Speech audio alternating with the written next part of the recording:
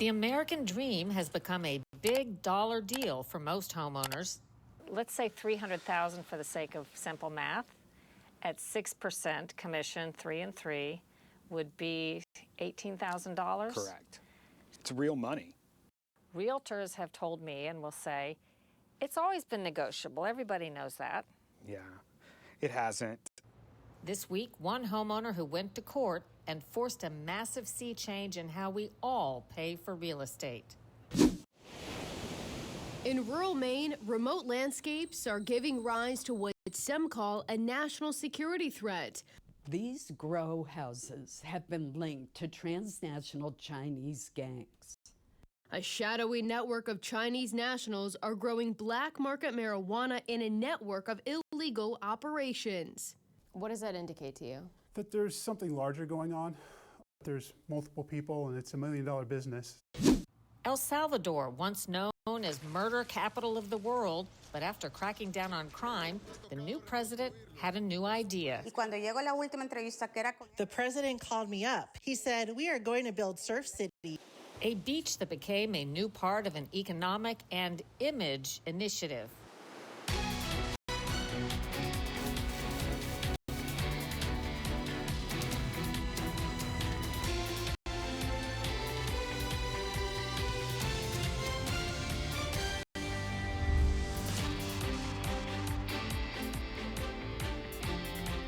Welcome to Full Measure. I'm Sharyl Attkisson. Today we begin with an important sea change that's taken place in America's $136 trillion real estate market. It stands to impact nearly everyone buying or selling a home. It's all due to a game-changing lawsuit homeowners filed against the National Association of Realtors, challenging how realtors get paid. As a result, realtors now face new rules designed for consumer benefit. But the overhauled system and the fallout are still being sorted out. This is my barbecue. Great party pool. You can play volleyball. The best part of Craig Randolph's house is the backyard. Or maybe it's the tricked out garage. 32 Ford with my Harley matching Harley.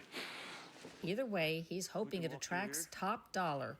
Like millions of Americans each year, he's turning to a professional realtor to guide him through selling his home and buying another for a price. Okay. We're going to sell both my mother-in-law's house and our house, and we're going to get into a bigger house. When it comes to how realtors are paid, a landmark lawsuit has upended the industry in ways you may not have heard about, but they affect nearly every home buyer and seller. Jared Bright helped spark this real estate revolution. He joined a class action lawsuit challenging the long-standing structure of the entire U.S. real estate system. When I sold my home in St. Louis, which was a huge part of this case, I just remember saying, why am I paying someone who I've never met before 3%? No one from the buyer's side ever did anything for me. I was confused. It's the first time I sold a home. And I really wondered, where's the fairness in paying 3% and 3%? Historically, people selling their home typically paid about 3% of the sales price to their realtor and another 3% to the buyer's realtor. What's wrong with the 3 perceived non-negotiable fees that go to realtors if people have been happy with that all these years? Yeah, I think people haven't been happy about that. It's one of those things where it's painful, but you have to do it. That's the way it is. That's the way it's always been done. The lawsuit claims sellers having to pay the buyer's realtor led to cozy deals between the supposedly competing agents, prioritizing their own shared profits over clients. The lawsuit also took on murky contracts and hidden fees. Bright, a police officer when he sold his house, was promised a 0.5% law enforcement discount by his realtor, but long after closing, he discovered that was never put in the contract. Do you have any idea what the average price of a house is today? A few $100,000? I think it's around $350,000. So let's say $300,000 for the sake of simple math. At 6% commission, 3 and 3, would be $18,000? Correct. So when you're talking about paying 0.5% more than you thought, that can be thousands of dollars. It's real money. On a public servant salary at the time, you know, it was a lot of money. And that is what drew kind of my attention to why am I paying this, or what am I paying for? The National Association of Realtors and major companies that realtors work under were found guilty of antitrust violations and settled for $500 million. After the Department of Justice, or DOJ, weighed in, the Realtors Group agreed to overhaul its rules, making realtors' pay more competitive. They must now usually disclose compensation up front in writing, clearly stating it's negotiable. What has changed in the real estate industry as a result of the lawsuit? So now, because of the competition and the negotiation, there's some upfront paperwork that you're agreeing to a certain price, a certain commission. And that's our opportunity to negotiate these commissions. And that's where you have to have an upfront conversation with your real estate agent and say, what are you giving me? Bright says today, with tools like Zillow, many buyers and sellers do their own legwork and don't need full realtor services, opening the door to new pricing models. Look, I think if you're a young real estate agent today and you want to say, I want to sell as many homes as I can in 1 year, then you have to look at, okay, for 1%, I only have to talk to this person one time at the beginning and one time at the end. If 2% says I need to show them 5 homes that aren't on Zillow that they find and send to me, then that's what I'm going to do. After the landmark lawsuit, Arizona has emerged as a test market for innovative commission models, such as hourly rates for realtors or flat fee services. Cindy Reddy heads up the Arizona Association of Realtors. Are you taking a position as to whether the changes are better or worse for the industry, in your view? What I'm seeing is that it's different. So it's broken down now in the contract, which is not a bad thing.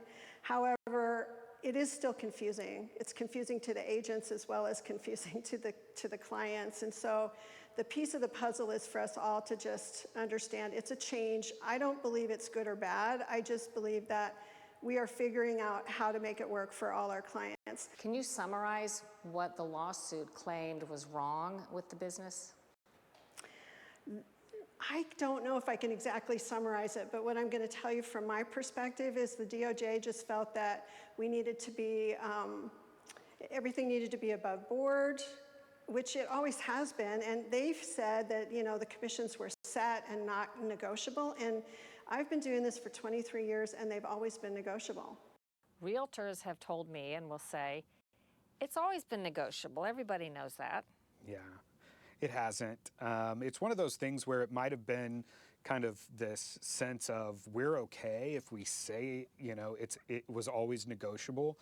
But I think 99% of homeowners out there roughly have never had the opportunity to negotiate that.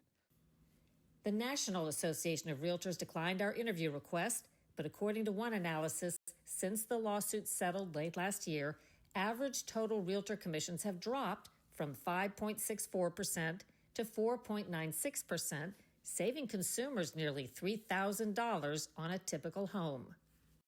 What would you like to think is the takeaway from people if they're hearing there have been changes in the industry that maybe they don't fully understand? What would you like them to know? Well, number one, they should hire a realtor that really understands the market that they're buying and selling in, because that's where the benefit comes in of having a professional help you with the process and also help you with the confusion of what's happening. And this is a 4-bedroom, 3.5 bath, and I think this might... As Craig Randolph checks out what could be his next home, that's a walk-in closet. Walk-in closet. Yeah. He's operating in a world of negotiable fees and different rules. There have been some changes forced that some in the industry, some realtors think are bad. Some consumers argue they're good, but what are your thoughts about the process? Honestly, all you have to do is find the right realtor and ask all the questions. They will be able to answer all of it. This is the bonus, 3-car garage. This is beautiful, Stacy. Thanks for showing me this house. You're welcome. Yeah. You're welcome. Before the lawsuit, U.S. real estate fees tended to run a total of 5 to 6% of the price of a house. That's significantly higher than the 1 to 3% in other countries.